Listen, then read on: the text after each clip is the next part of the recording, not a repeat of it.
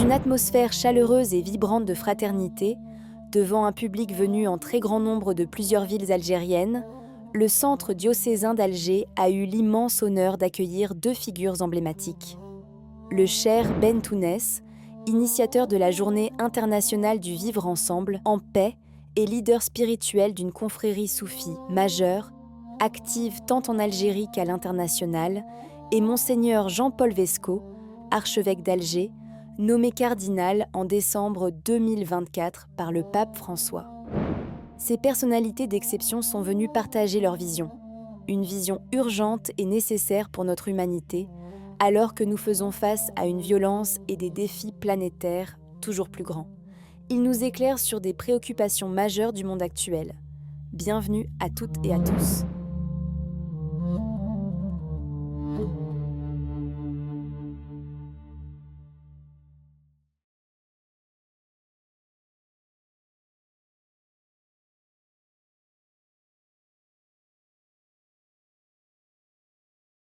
Depuis un demi-siècle, le Cheikh Ben Tounès parcourt sans relâche le globe pour bâtir et promouvoir une éducation à la culture de paix. Pour lui, la clé d'un monde plus juste et fraternel se trouve dans l'éducation. Il propose d'intégrer une véritable éducation à la paix dès le plus jeune âge, dans les programmes scolaires. Ce projet fondamental, un combat qu'il mène avec détermination depuis de nombreuses années. Cette éducation tourne autour d'une matrice. Cette matrice, c'est comment, à travers les domaines, l'écriture, la langue, le sport, les mathématiques, etc., tous les domaines qu'on enseigne aux enfants, comment introduire cette relation à la paix. Les mathématiques et la paix, le sport et la paix, le théâtre et la paix, la langue et la paix, à travers des ateliers qui sont adaptés aux âges, et avec des instruments simples, et à travers des outils qui sont le cercle. C'est-à-dire, dans les écoles qui aujourd'hui ont adopté cette pédagogie, les enfants sont assis en cercle, ils ne sont pas les uns derrière les autres. Introduire donc la notion du cercle, travailler, enseigner à travers le cercle, la médiation très tôt, leur inculquer la notion de la médiation pour qu'entre eux, dans la classe, dans la cour, dans les jeux, mais aussi à la maison avec leurs frères ou leurs sœurs, comment être médiateur très tôt. Parce que la médiation préventive, cette médiation qui permet, et réparatrice, parce que la médiation, elle est de deux façons. Cette médiation préventive, toujours aller avant, et s'il y a conflit, s'il y a séparation, comment remettre les liens, comment réparer les liens. Et en dernier lieu, la méditation. Qu'est-ce que c'est pour un enfant, méditer? C'est d'abord naître en lui cet aspect avant d'agir, il faut qu'il réfléchisse. Prendre le temps de réfléchir, de méditer les choses avant de passer à l'action. Ça, c'est le premier acte. Et on s'aperçoit que la méditation aussi, avec les enfants, elle agit très très bien. Et beaucoup d'enfants ne savent même pas respirer. La respiration, elle leur permet de contrôler leur respiration. Et le contrôle de la respiration leur permet d'être moins agités, moins coléreux, moins violents. Donc ça a des aspects concrets, très critiques. Et tout cela pourquoi? Eh bien, pour aider à un savoir-vivre. Comment construire ce savoir-vivre qui est basé sur un savoir-être? Comment apprendre à l'enfant très tôt qu'il est un être individuel, mais aussi collectif. Donc un savoir-être, un savoir-dire pour qu'il ne blesse pas par ses paroles quelqu'un d'autre. Donc lui apprendre à toujours contrôler sa parole, pas un contrôle moral ou je dirais qui le limite. Il peut s'exprimer, mais toujours avec des paroles qui ne blessent pas, des paroles que l'autre peut comprendre, afin que les liens entre la personne et une autre, les liens entre hommes et femmes, ces liens peuvent toujours être là, présents, malgré les difficultés et les épreuves qu'on traverse dans la vie. Et enfin, donc savoir-être, savoir-dire et savoir-faire. Il faut que chacun puisse comprendre qu'il y a un savoir-faire. Et ce savoir-faire, on ne peut pas construire tout seul un projet. On a besoin des autres. Donc comment être dans la synergie du savoir-faire et essayer d'être collaboratif, de participer à des projets qui soient sociaux, qui soient de toute nature. Tous les projets qu'on peut construire ensemble, c'est beaucoup mieux qu'un projet qu'on construit individuellement. Parce que ça nous ouvre sur une voie beaucoup plus large, beaucoup plus riche et beaucoup plus universelle, qui touche le bien commun. Le savoir-faire, c'est comment faire pour que le bien commun soit préservé. Donc, et là, cette matrice nous lie à la paix avec soi, la paix avec l'autre et la paix avec la nature, c'est-à-dire la terre, les créatures. L'homme aujourd'hui est devenu un danger pour lui-même, mais un danger même pour les autres communautés. Le Coran appelle les animaux des communautés, mitlakum, des umam mitlakum. Donc comment respecter la sacralité de la vie, le vivant, quel qu'il soit, minéral, végétal, animal, même les minérales des vivants, effectivement. Donc, permettre à cet enfant, très tôt, de prendre confiance et de l'ouvrir. Et une culture de paix, ça doit être universelle. Je parle de cette éducation universelle. Et c'est un combat à mener par tous. Et là, je me permets de vous citer un exemple ça vient d'arriver le 31 mai. Le scoutisme, le mouvement du scoutisme international, était à Mostaganem en Algérie, avec les représentants des SMA, donc les scouts musulmans d'Algérie, mais il y avait aussi la Fédération du scoutisme du Sénégal, il y avait la Fédération du scoutisme de Madagascar, il y avait des représentants du scout musulman de France, il y avait des représentants des scouts musulmans d'Allemagne, d'Espagne et de Hollande. Et on a signé une charte. Et cette charte va être discutée le 21 septembre à Madagascar, à Tananarive, dans le sommet international du mouvement scout. La rencontre du Caire de l'année dernière, août 2024, tous les mouvements scouts ont adopté la journée internationale du vivre ensemble en paix. Tous les mouvements scouts, je dis bien tous les mouvements scouts, dans leur diversité à travers le monde. Donc, le mouvement scout, c'est 70 millions de jeunes dans le monde. Si cette idée passe, nous verrons à ce moment-là qu'ils soient musulmans ou pas, parce que n'oubliez pas que dans le scoutisme mondial, les musulmans représentent à peu près 40 à 45% des scouts dans le monde. Presque la moitié. Vous avez seulement l'Indonésie, le plus grand pays musulman du monde. 550 millions d'individus. C'est le plus grand mouvement scout du monde. Donc les pays musulmans sont concernés. Chez nous, c'est 250 000 jeunes. Les SMA, c'est 250 000 jeunes. Pareil dans les autres pays, que ce soit dans tout le Maghreb, que ce soit en Égypte. Et c'est comme ça que les choses peuvent changer. La clé, c'est l'éducation. On peut parler, on peut dire beaucoup de choses, mais c'est par l'éducation que les choses peuvent changer.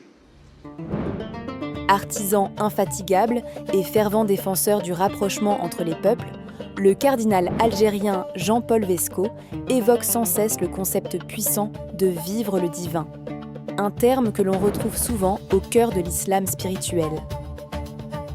Cette vision résonne d'autant plus qu'il a récemment vécu sa toute première participation à l'élection du nouveau pape, Léon XIV, une expérience qu'il considère comme un puissant témoignage de paix.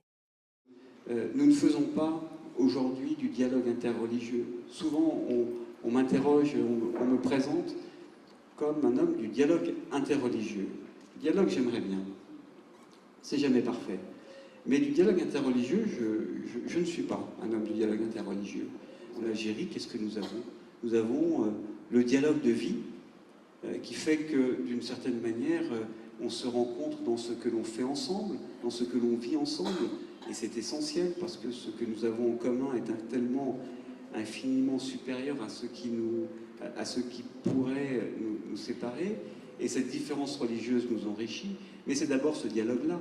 C'est-à-dire qu'on ne parle pas de religion toute la journée, et on ne compare pas nos religions, on vit, on travaille, on avance ensemble. Donc pour moi, j'ai un dialogue de vie, et puis j'ai un dialogue spirituel. Et j'ai le dialogue spirituel, alors je l'ai d'une façon privilégiée, c'est vrai, avec la confrérie. C'est inscrit dans les années, c'est inscrit dans ce que nous vivons, mais nous le ferons tout à l'heure. Notre vrai dialogue interreligieux, c'est que tout simplement nous pouvons prier ensemble. Nous pouvons prier ensemble. Et quand je suis avec vous et que je prie avec vous, je prie. Ce sont vos mots, ce ne sont pas mes mots, mais c'est un même souffle, mais c'est un même esprit, mais c'est évidemment un même Dieu. Et c'est possible, nous pouvons avoir cette communion spirituelle parce que dans le concret de la vie, eh bien nous partageons les mêmes combats pour la paix, les mêmes combats pour le respect de la nature, les mêmes combats pour le respect des personnes. Et chaque fois que j'entends le shir parler, je me dis, je pourrais dire tout ce qu'il a dit, comme il vient de prendre la parole. Tu ne m'as pas pris la parole, tu ne m'as pas enlevé des mots de la bouche, parce que tes mots sont mes mots. Et donc, voilà. Évidemment, si tout d'un coup tu faisais une conférence de théologie, je dirais, oui, mais on ne dirait pas comme ça. Mais quand on regarde ensemble le monde, alors on le regarde avec les mêmes yeux. Le conclave, c'est l'élection d'un pape, et un pape, c'est un chef d'État, et c'est un chef religieux en même temps. Voilà. Et le conclave, en fait, ressemble beaucoup plus à la désignation mystérieuse par l'esprit d'un chef religieux. Il y a beaucoup de liens, je crois, entre le conclave et puis ce qui a fait Shir, qu'il y a 50 ans, les anciens étaient désignés pour succéder à ton père. Voilà, c'était... Et on avait à chercher celui qui, entre nous, entre les 133 cardinaux, celui que le Seigneur avait déjà choisi. On savait ça. Et puis on avait compris qu'il y avait un besoin d'unité, justement, qu'il y avait un besoin de paix, qu'il y avait entre nous, avec nos différences, on se rejoignait là-dessus. Et voilà qu'on a choisi mystérieusement, très rapidement, sans se le dire, sans s'être passé le mot, sans avoir pu parler, enfermé dans la chapelle Sixtine, extrêmement rapidement, tous les votes, ou l'essentiel des votes, ont convergé vers ce cardinal Prévost qu'on n'avait pas beaucoup connu, qu'on n'avait pas beaucoup vu. J'avais eu l'occasion, moi, de rentrer en relation avec lui pendant les 15 jours, 3 semaines qui avaient précédé, parce que c'est un homme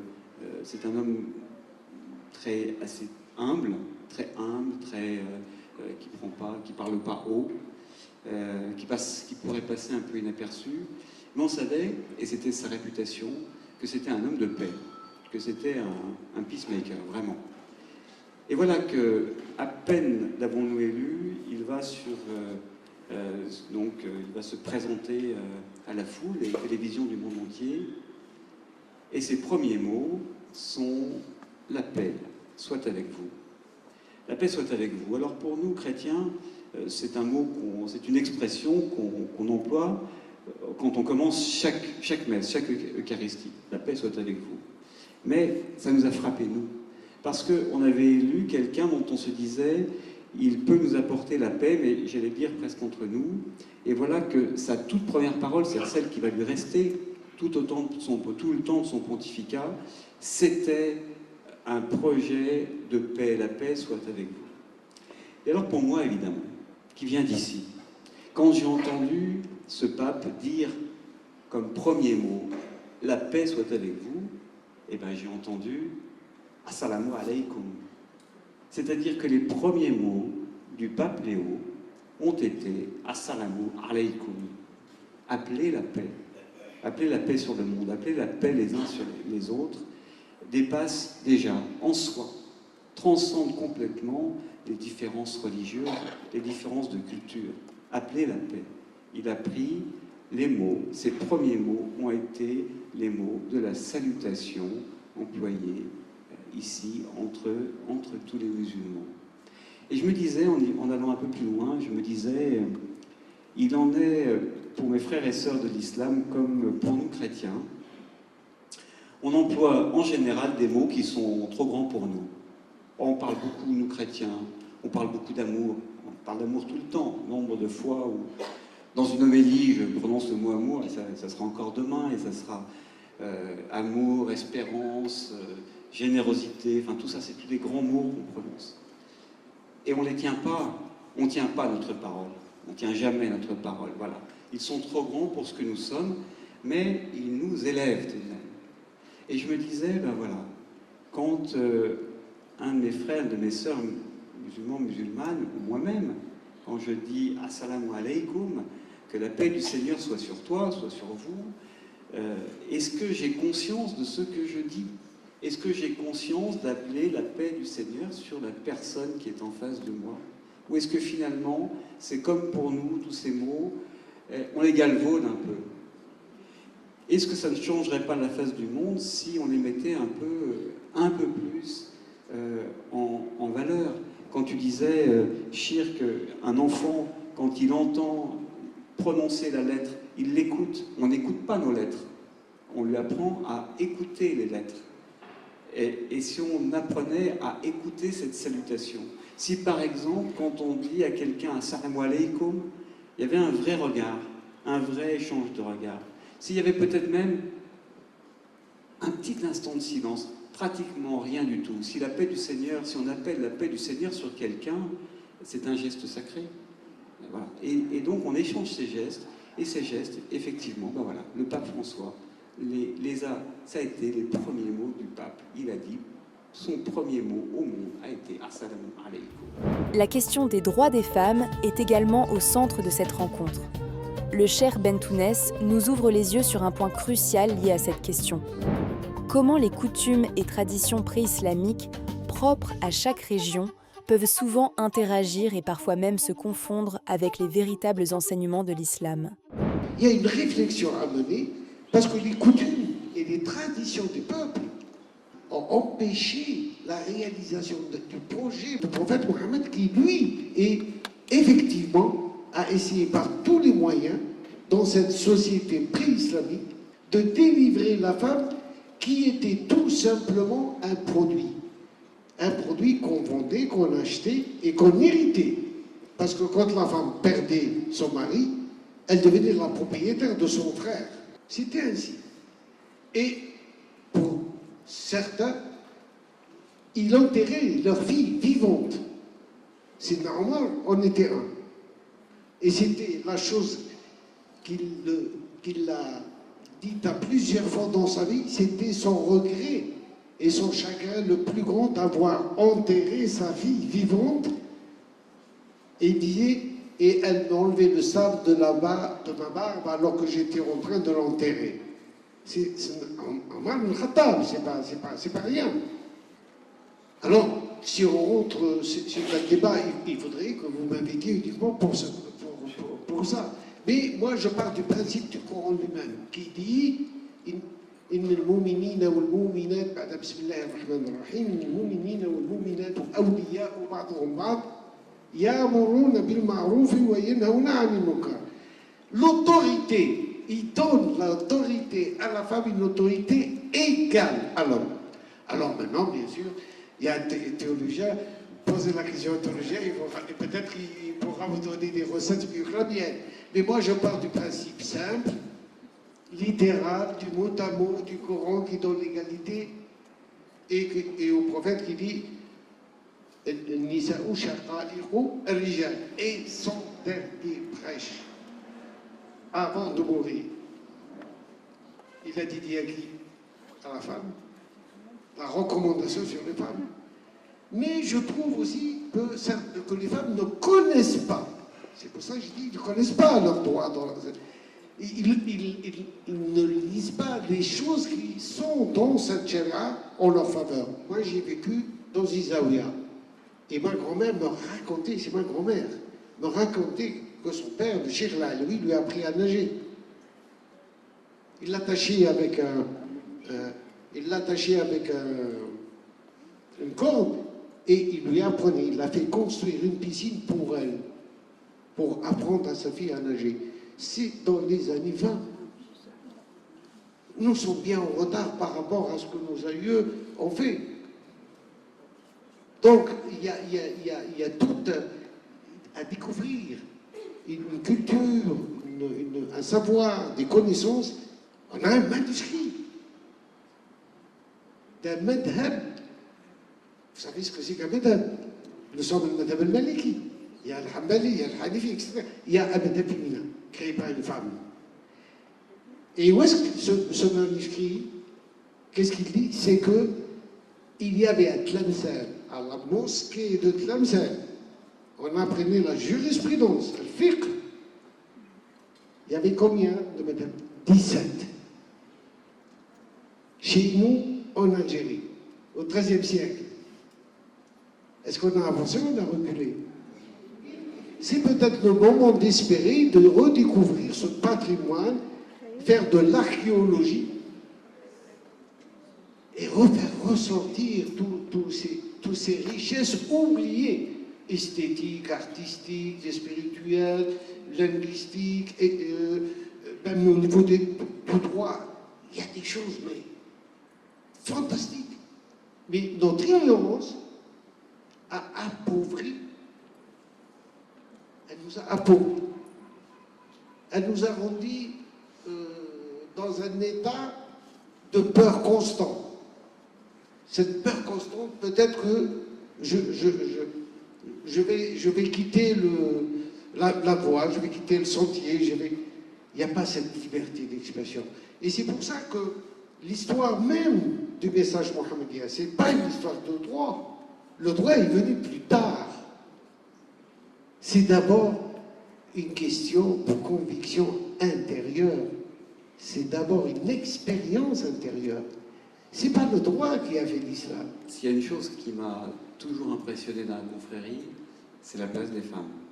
Le fait que vous priez ensemble, le fait que les femmes sont absolument présentes à l'égal des hommes dans la confrérie, ça c'est quelque chose. Enfin, j'ai toujours été impressionné par ça. Voilà. Donc je vais simplement dire que les actes sont joints aux paroles. Voilà. Il n'y a pas que les paroles, mais il me semble que c'est quand même une spécificité de la confrérie alaouia. Pour répondre à la question de l'évolution du droit dans l'Église catholique, le cardinal Jean-Paul Vesco nous partagera sa vision audacieuse. Lui qui est connu pour son approche profondément pastorale et sa proximité avec le pape François, véritable figure de la réforme de l'Église moderne, il nous éclairera sur la manière dont ces réformes peuvent mieux servir les fidèles et répondre aux défis de notre époque. C'est des questions qui nous déplacent. Alors la possibilité, évidemment, dans l'Évangile, Jésus dit l'homme est fait pour le Shabbat, non, le Shabbat est fait pour l'homme et non pas l'homme pour le Shabbat. Donc le droit, auquel je crois, parce que toute société constituée a besoin d'avoir ses règles et son droit, sinon c'est de la violence, de l'injustice, et ça c'est impossible. Le droit est fait pour l'homme, le droit est fait pour et donc le droit religieux, le droit canon pour nous est fait pour le croyant, et non pas le croyant pour le droit. Le droit pose des règles, peut sembler protégé, et il y a effectivement, je pense, des différences de sensibilité entre nous assez profondes. Que nous soyons musulmans ou chrétiens. Je pense qu'il y a toute une part aussi, toute une dimension psychologique et on a un rapport différent, tous, quelle que soit notre croyance, on a un rapport différent au droit, à l'ordre, on le sait très bien, dès l'enfance, on se situe différemment. Voilà. Pour ce qui concerne le droit religieux, le risque, effectivement, ce serait que pour défendre, par exemple, le mariage, puisque vous avez évoqué le mariage, ben, il y a deux lignes. Le mariage, c'est extraordinairement important parce que c'est le fondement de la famille.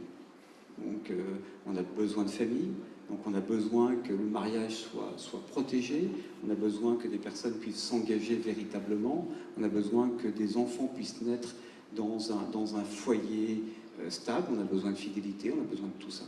Ça, personne ne le met en cause. Alors évidemment, pour ça, il y a un cadre.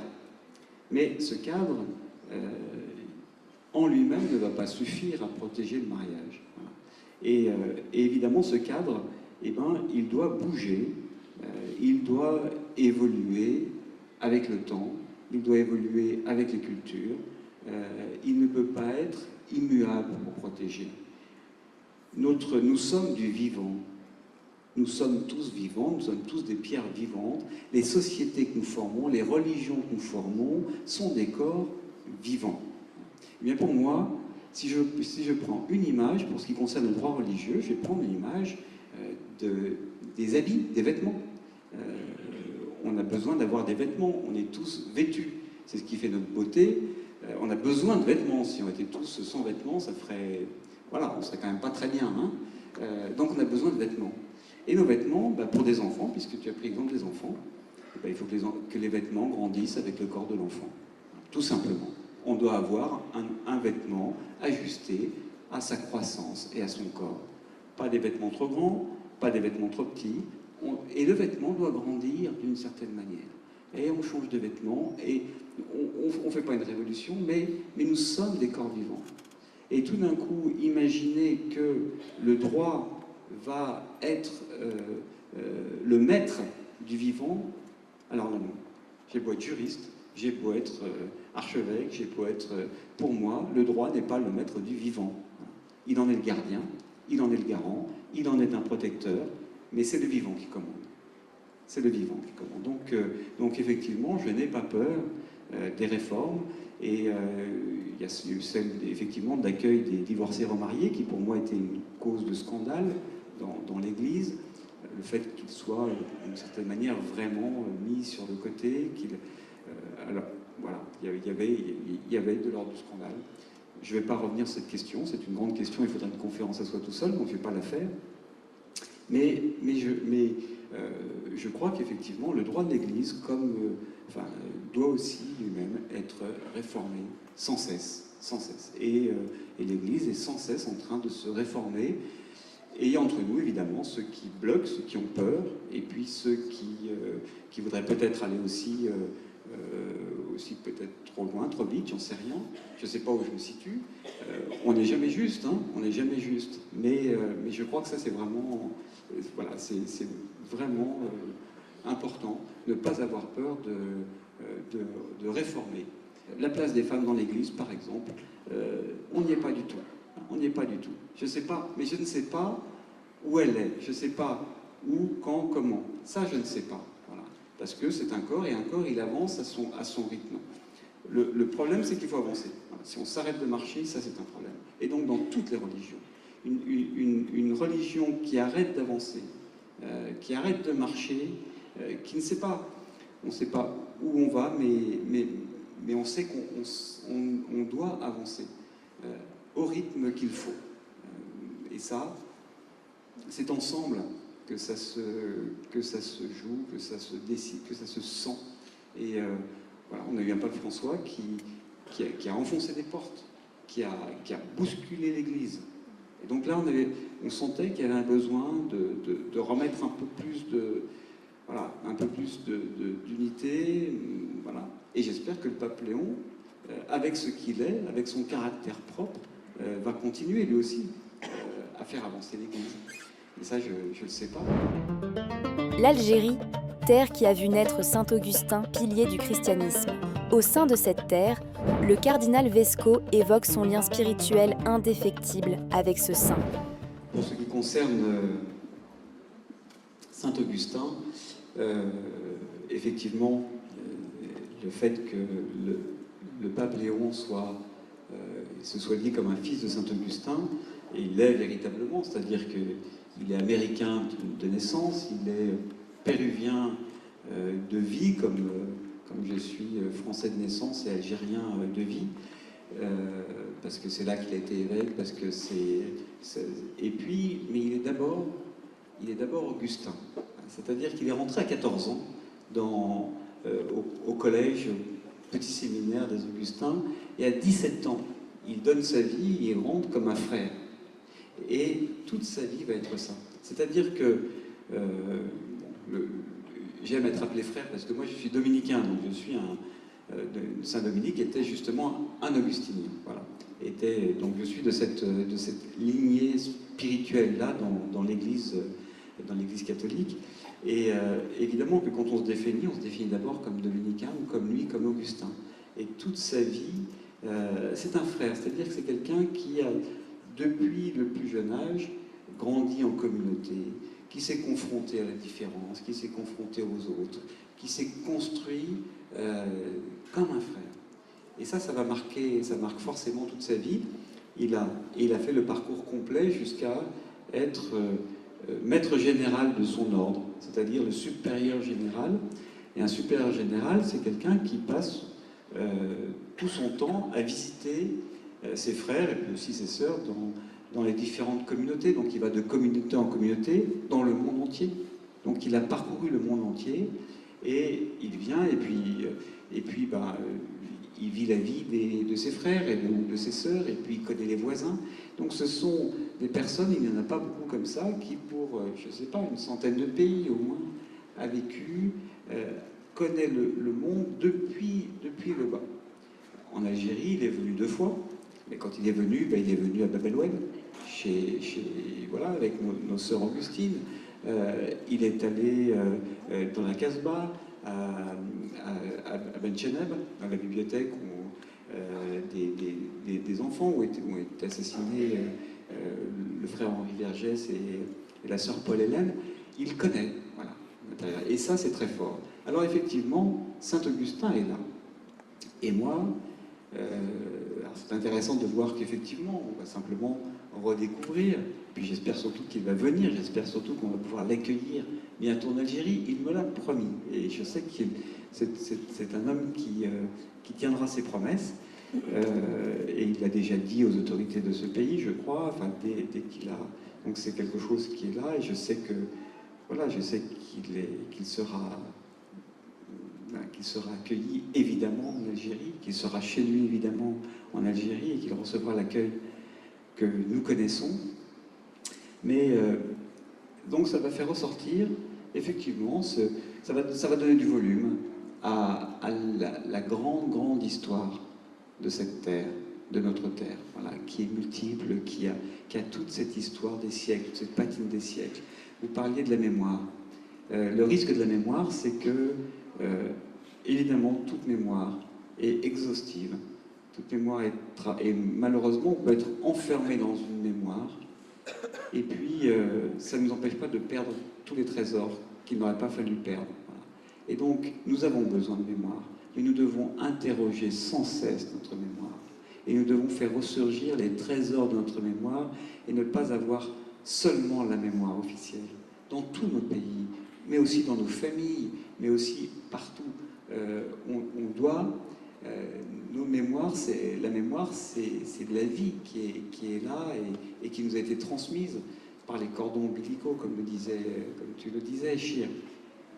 Alors voilà, tout ça va ressurgir aussi, et c'est bon. Ça n'enlève rien, ça ajoute, mais ça n'enlève rien. Et puis Saint-Augustin en lui-même, cet homme est aimable. Et moi, je ne vais pas parler de la cité de Dieu, parce que là aussi, ça serait une conférence, mais il y a quelque chose que j'aime infiniment en lui, et qui est universel. C'est que ce tout jeune homme avait une soif de trouver le sens de sa vie. C'était au 5e siècle, il avait une soif de trouver le sens de sa vie. Mais enfin, alors il cherchait la vérité. Mais où est la vérité? Mais où est le sens de ma vie? Mais qu'est-ce que j'ai à vivre? Qu'est-ce qui va me donner cette envie de vivre? Alors il a été en grande quête, en grande quête. Il a interrogé les philosophies, il a interrogé, il s'est déplacé d'Hippone à Carthage, de Carthage à Milan, de Milan à Rome, il est revenu à Hippone. Et il consigne tout ça dans un petit livre qui s'appelle Les Confessions de Saint-Augustin. C'est un petit livre tout simple à lire, et spécialement les 11 premiers chapitres. Et là, le mystère des mystères des mystères, c'est que, alors que 16 siècles nous séparent, eh bien, ça n'a pas pris une ride. C'est-à-dire que tous les jeunes qui sont là, et puis chacun de nous, qui cherchons le sens de notre vie, qui vont nous donner, qui avons une soif d'idéal, on se retrouve dans la quête de cet homme, qui tout d'un coup, effectivement, là, rencontre, touche voilà, dans la personne de Jésus, tout d'un coup fait effectivement une vraie expérience spirituelle qui va engager toute sa vie. Voilà. Et il dira, tu étais en moi et j'étais hors de moi, tu étais en moi et je ne savais pas. Ça va être sa grande conversion, et ça va simplement non pas l'enfermer dans une voie, ça va rester un penseur universel, ça va rester un philosophe, ça va rester parce que les deux se rejoignent, et on le voit bien dans ce que dit le Chir. Voilà. Le spirituel ne réduit pas le regard, le spirituel ouvre le regard. Le spirituel n'est pas contre le réel, n'est pas contre la science, le spirituel se nourrit de la science et nourrit la science.